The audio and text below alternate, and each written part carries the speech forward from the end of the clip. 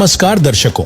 वैसे तो हिंदू धर्म में हर एक दिन त्योहार की तरह होता है, परंतु कुछ ऐसे त्योहार हैं जिनका हिंदू धर्म में बड़ा महत्व है। उन्हीं हिंदू त्योहारों में से एक है नवरात्रि, जिसे हर साल 2 बार मनाया जाता है, जिनमें चैत्र मास की चैत्र नवरात्रि और आश्विन मास की शारदीय नवरात्रि शामिल है।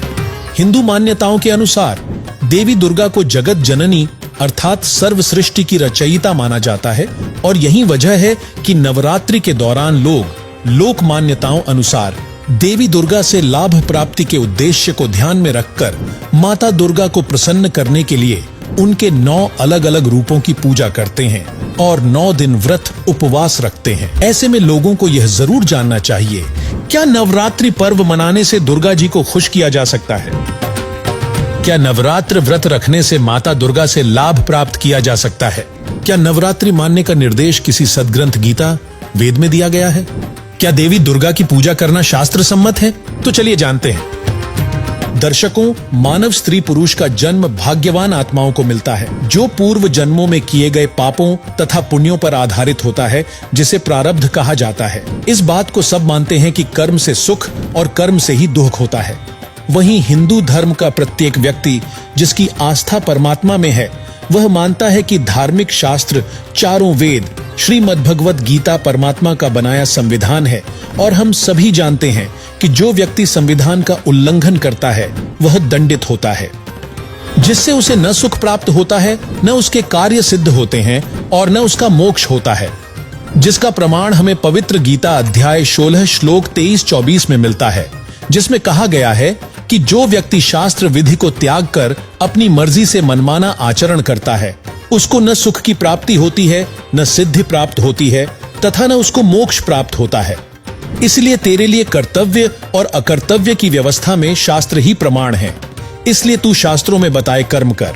दर्शकों, प्रथम तो किसी भी प्रमाणित सदग्रंथ चारों वेद श्रीमद् भगवत गीता में नवरात्रि का उल्लेख नहीं मिलता, जिससे यह शास्त्र विरुद्ध मनमाना आचरण होने से व्यर्थ है। दूसरा गीता अध्याय 6 श्लोक 16 में कहा गया है, नात्यश्नतस्तु योगोऽस्ति न चैकान्तमनश्नतः न चाति स्वप्नशीलस्य जाग्रतो नैव चार्जुन। अर्थात यह योग अर्थात भक्ति नहीं अत्यधिक खाने वाले की और न बिल्कुल न खाने वाले अर्थात व्रत रखने वाले की तथा न ही बहुत शयन करने वाले की तथा न ही हठ करके अधिक जागने वाले की सिद्ध होती है, जिससे स्पष्ट है कि व्रत उपवास के लिए चारों वेदों के संक्षिप्त रूप गीता में मना किया गया है, जिसका मतलब है कि नवरात्र व्रत रखने से कोई लाभ नहीं हो सकता। वहीं संक्षिप्त श्रीमद् देवी भागवत यानी देवी पुराण के 7वें स्कंध अध्याय 36 पृष्ठ 562-563 पर श्री देवी जी ने राजा हिमालय को उपदेश देते हुए कहा है, इससे स्पष्ट है कि माता दुर्गा जी अपनी पूजा करने के लिए भी मना कर रही हैं और हिंदू धर्म में देखा देखी मनमाने ढंग से माता दुर्गा की पूजा की जा रही है, जो कि माता दुर्गा के भी आदेश की अवहेलना है। और इससे आप स्वयं विचार कीजिए, क्या दुर्गा जी के आदेश की अवहेलना करने से माता दुर्गा प्रसन्न हो सकती है और क्या इससे लाभ मिल सकता है? जिसका सीधा जवाब है नहीं। लेकिन आपके दिमाग में एक सवाल उठ रहा होगा, आखिर माता दुर्गा ने अपनी पूजा के लिए भी मना क्यों किया है? तो आपको बता दें, श्रीमद् देवी भागवत गीता प्रेस गोरखपुर से प्रकाशित के 3 स्कंध अध्याय 1 से 3 व 6 संक्षिप्त शिव पुराण रुद्र संहिता अध्याय 6 तथा श्रीमद् भगवत गीता अध्याय 14 श्लोक 3 से 5 मिलकर प्रमाणित करते हैं कि प्रकृति अर्थात माता दुर्गा के पतिकाल ब्रह्म सदाशिव हैं और श्रीमद् भगवत गीता अध्याय 8 श्लोक 16 में गीता ज्ञान दाता ब्रह्म काल ने स्वयं कहा है कि ब्रह्म लोक तक जितने भी प्राणी यानी देवी दुर्गा, ब्रह्मा, विष्णु, शिव, गणेश आदि तथा इनके लोक सभी पुनरावृत्ति यानी जन्म मृत्यु के दुष्चक्र में हैं। इससे यह सिद्ध होता है कि माता दुर्गा और ब्रह्म काल भी अविनाशी नहीं है।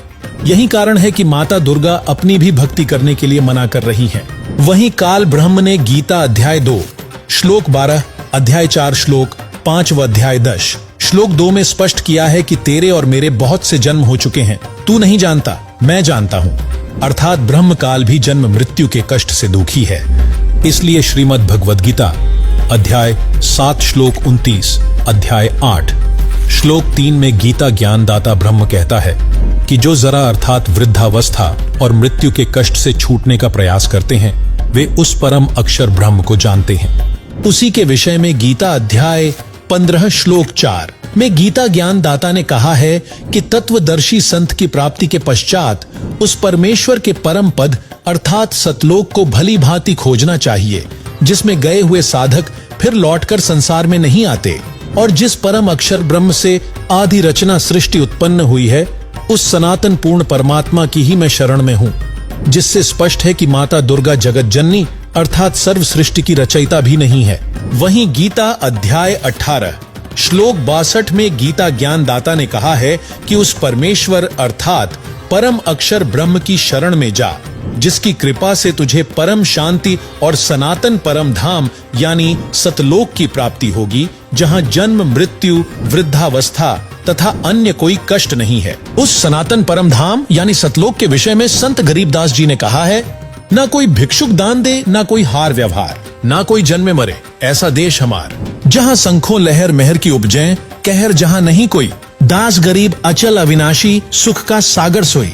वहीं गीता ज्ञान दाता ब्रह्म ने उस परम अक्षर ब्रह्म यानी पूर्ण ब्रह्म की भक्ति के सांकेतिक मंत्रों के विषय में गीता अध्याय 17 श्लोक 23 में कहा है, ओम तत्सदिति निर्देशो ब्रह्मणस्त्रिविधः स्मृतः ब्राह्मणास्तेन वेदाश्च यज्ञाश्च विहिताः पुरा। भावार्थ है कि सच्चिदानंद घन ब्रह्म के स्मरण का ओम तत्व सत 3 मंत्र का जाप है, जो 3 प्रकार से किया जाता है। सृष्टि की आदि में ब्राह्मण यानी भक्तजन इसी ज्ञान के अनुसार यज्ञ आदि अनुष्ठान किया करते। दर्शकों, इन सांकेतिक मंत्रों को केवल तत्वदर्शी संत ही बता सकता है, क्योंकि गीता अध्याय 4 श्लोक 34 में तत्व ज्ञान की प्राप्ति के लिए तत्वदर्शी संत की शरण में जाने के लिए कहा गया है, और गीता अध्याय 15 श्लोक 1 में उस तत्वदर्शी संत की पहचान बताई गई है कि ऊपर को मूल यानी जड़ वाला, नीचे को तीनों गुण रूपी शाखा वाला उल्टा लटका हुआ संसार रूपी पीपल का वृक्ष जानो। इस संसार रूपी वृक्ष के पत्ते आदि छंद हैं अर्थात भाग हैं। जो इस संसार रूपी वृक्ष के सर्व भागों को तत्व से जानता है वह वेद के तात्पर्य को जानने वाला है, अर्थात वह तत्वदर्शी संत है। दर्शकों, मौजूदा वक्त में पृथ्वी पर पूर्ण तत्वदर्शी संत भी विद्यमान हैं, जो कोई नहीं बल्कि जगत गुरु तत्वदर्शी संत रामपाल जी महाराज जी हैं,